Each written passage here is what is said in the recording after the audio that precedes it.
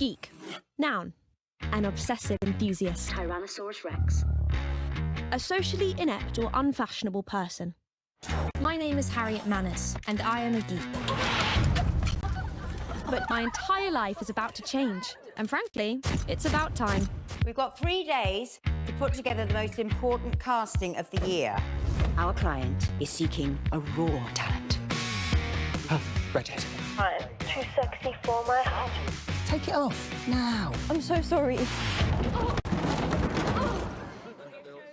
Wilbur Evans, your fairy godmother.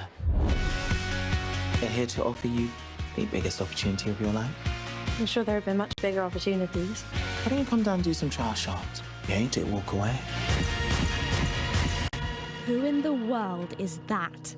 All good. A boy. Okay, ladies, let's see those walks.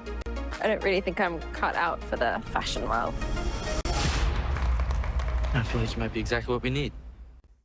Round of applause. Well, we're joined now by the star, Emily Carey, who plays Harriet, and by the author of the books that inspired the show, Holly Smell. Good morning to you. Good morning. I didn't recognise you without the long hair, the red hair. Yeah. So is that a wig? It is a wig. It's a U-part wig, so it sort of sits here. A U-part wig. Oh. So the top of my hair was dyed, and then the rest was natural. It was a strange sort of dip dye for a couple of months, but it looks good on screen. You keep it on for the couple of months for the filming, do you? Well, the dye, yes. The wig sort of went on and off every morning. Okay. Fascinated by the wig. Why are you asking so many wig questions? I'm going to get one. I'm going to get one. Monday next week. The story, though, it's classic. It's a little bit like a modern-day fairy tale in lots of ways, isn't it? It's the dream. The girl who is isolated, bullied, feels like she's too different, and is then taken on a path that she can't quite believe herself.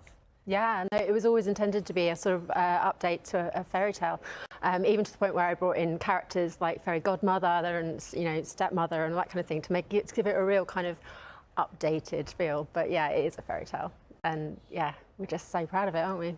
Yeah, we really are. And Emily, for you, I mean, it's a fairy tale in a way, in its own way, isn't it? Your own personal story, because you dreamt of following this story and being part of it, and now you're in it, you're the star of it. Yeah, it still feels very surreal. The books meant so much to me when I was a kid, as they did to so many people my age. I was a huge fan of Holly, but specifically the Geek Girl series. They brought me so much comfort. Similarly to Harriet, I struggled in school and that kind of thing. And so when I found out that this was being made into a TV show, it sort of became the dream job, and I still pinch myself when I say that I'm in it. And Holly, take us back then to... It's more than 10 years now, I think. 11 years, 11, yeah, exactly, since we first saw the books. Take us back to how they started, because they're a phenomenon, aren't they? Yeah, I mean, I've been very, very lucky, I think. I mean, twice now with the TV show, but yeah, they are based on my experience as a teenager. I was bullied at school. I was spotted to be a model on a school trip. So yeah, I mean, Harriet is essentially me as a teenager. So it was exposing 11 years ago to put myself out like in the way that I had, in kind of quite a vulnerable way, and now it's kind of exposing all over again, but in a good way. Like the reception has just been so warm and lovely. So yeah, it's been amazing and perfect. Were you involved in casting? I didn't have to be. I think they had that. Like the people. I like to leave the jobs to the people who are good at them. So yeah, but I was the second I saw her, I was like, yeah, this is great.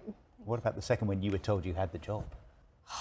It genuinely, like, my heart dropped to my stomach. It's the strangest feeling, because I felt like I knew Harriet so well already, and I got so attached throughout the audition process, which is something you should never do as an actor. But I think I would have been gutted if I didn't get it. It would have been a hard one to get over, for sure. And what was it like for you to play someone who is living with neurodiversity as a character and as a person? How did that work for you? As an autistic actor, I think the authenticity felt very important to me. It was a strange thing to sort of combat having to unmask in character things that I'm so used to masking in my daily life. But I think it was important to the both of us that it felt truthful and, as I said, authentic and organic. And I didn't consciously play an autistic character because I didn't have to. Yeah, and that was so important, because so often stories, kind of get taken from an outside perspective, whereas, because I'm autistic as well, it's us coming together to bring something that does feel real. When you say masking, What does that mean? That's a very complex thing to try and sum up, I think. It's basically like a sort of series of like behaviours and ways of speaking and moving that we've adapted from a very young age to make us appear more neurotypical. So, and girls are often better at it than boys, not always, but yeah, it just basically, we suppress those things that make us, that stand out as autistic, essentially. So that's what masking is, and yeah, it's very common. And so do you think in Geek, although it's looking at masking and dealing with that, do you feel in a way personally that you're able to take the mask off a little bit, that you're able to be your true self? 100%. I think to be part of a show that celebrates everything that I disliked about myself growing up for so long, it was strangely healing. Like, it felt healing to my inner child to sort of sit with those things and, as I said, to celebrate them. And as I said, the books and Harriet feeling so comfortable within herself made me feel so safe when I was that age. And so the thought of that, being that person for a new audience is very exciting. Oh, that's great. And what's that like for you now, Holly? Because as you said at the start, it was really quite, you were quite vulnerable in all of this. It's quite an exposing thing to write about.